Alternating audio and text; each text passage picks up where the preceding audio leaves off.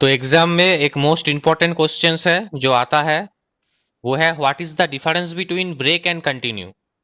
तो break statement क्या करेगा, लूप के अंदर अगर हम ब्रेक स्टेटमेंट का यूज करेंगे तो जहां पर ब्रेक रहेगा वहां से लूप टर्मिनेट कर जाएगा, लूप से निकल जाएंगे हम।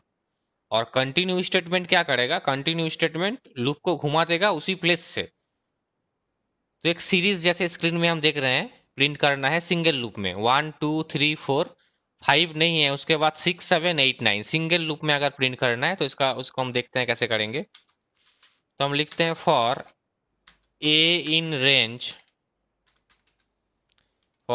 रेंज हम प्रिंट करेंगे 1 से लेकर 10 तक, 10 तक लिखेंगे तो 9 तक प्रिंट हो जाएगा मेरा। और उसके बाद हम प्रिंट करते हैं द वैल्यू ऑफ ए को। ये सब हम लोग लूप में सीखे हैं सीरीज को प्रिंट करना। तो ये लूप क्या करेगा हम लोग जानते हैं, 1 से लेकर 9 तक प्रिंट करेगा। इसका आउटपुट मेरा क्या आ रहा है, 1 से लेकर 9 तक आउटपुट में हम लोग देख रहे हैं। लेकिन मेरा जो सवाल है उसमें 5 मिसिंग है, 1 से लेकर 9 प्रिंट है लेकिन 5 मिसिंग है, तो उसको कैसे करेंगे।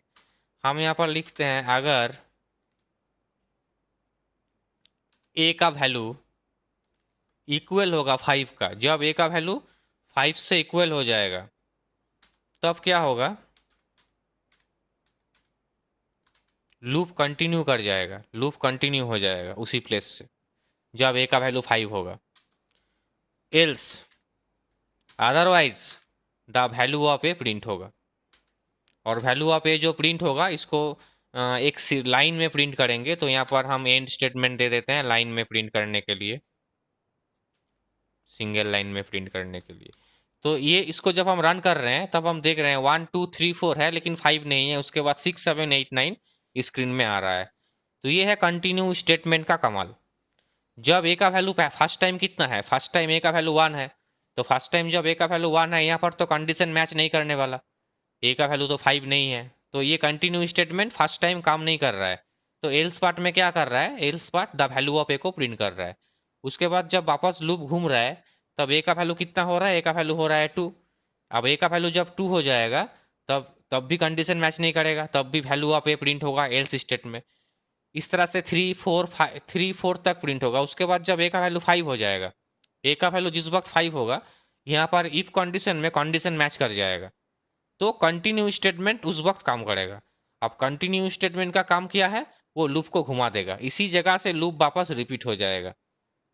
मतलब 5 मेरा प्रिंट नहीं होगा क्योंकि प्रिंट तो एल्स पार्ट में है, प्रिंट मेरा एल्स पार्ट में है, लेकिन कंटिन्यू स्टेटमेंट क्या किया, उसको प्रिंट करने नहीं दिया, उसको घुमा दिया।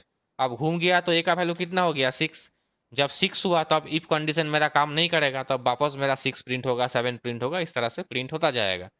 ये है एग्जाम्पल ऑफ कंटिन्यू स्टेटमेंट।